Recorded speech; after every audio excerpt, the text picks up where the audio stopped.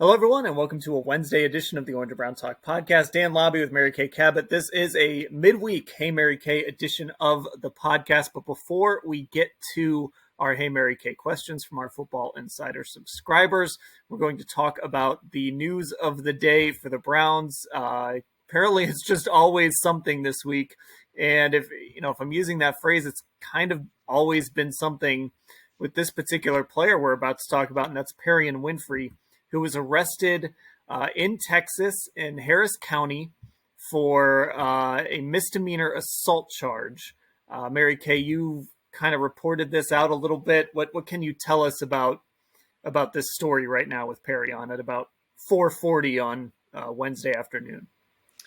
Well, again, as you mentioned, he was arrested in Texas, and they called it assault family member, but it really was a woman who he has been dating.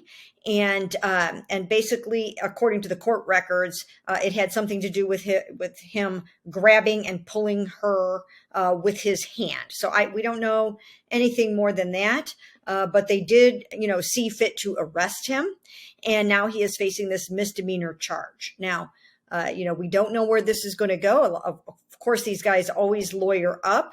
The Browns have a tendency to get involved pretty quickly in these matters. And, sometimes, a charge might get dropped or a charge might get knocked down to something else. But as of right now, he's in a little bit of legal hot water and they have to work through it. For their part, the Browns are gathering more information. They're going to have to talk to Perrion themselves. Somebody in the organization will speak with him about this.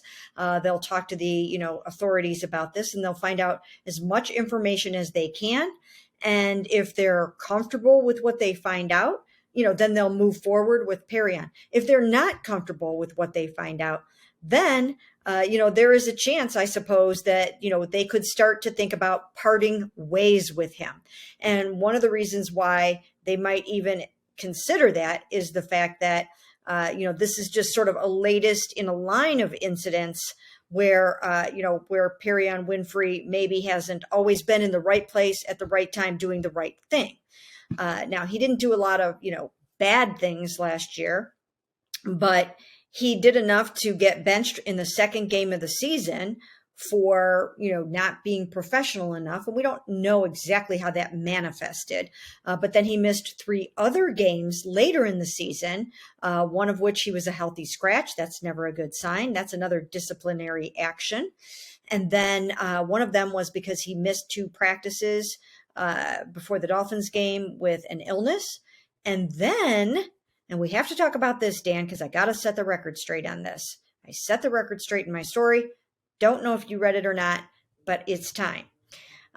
So the third game that he missed in that little 3-game span was against the Bills in Detroit.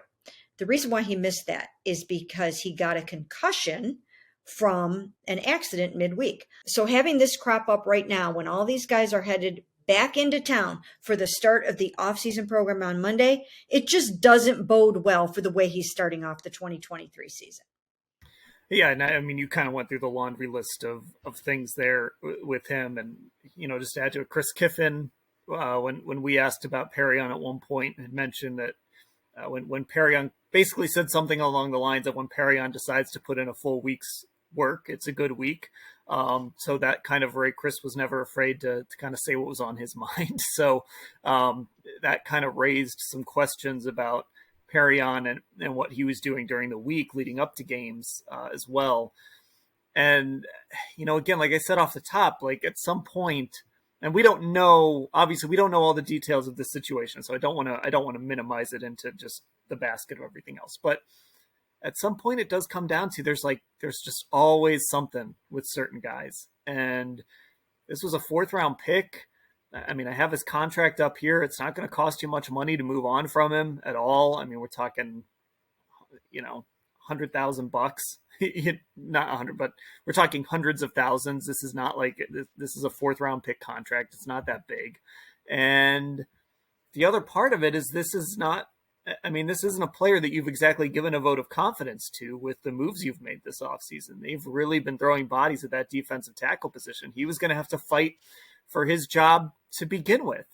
He did not have a very strong rookie year. So a lot of this is pointing to, if the Browns want to move on, it's pretty easy for them to do it. Yeah, it would be pretty easy for them to do it.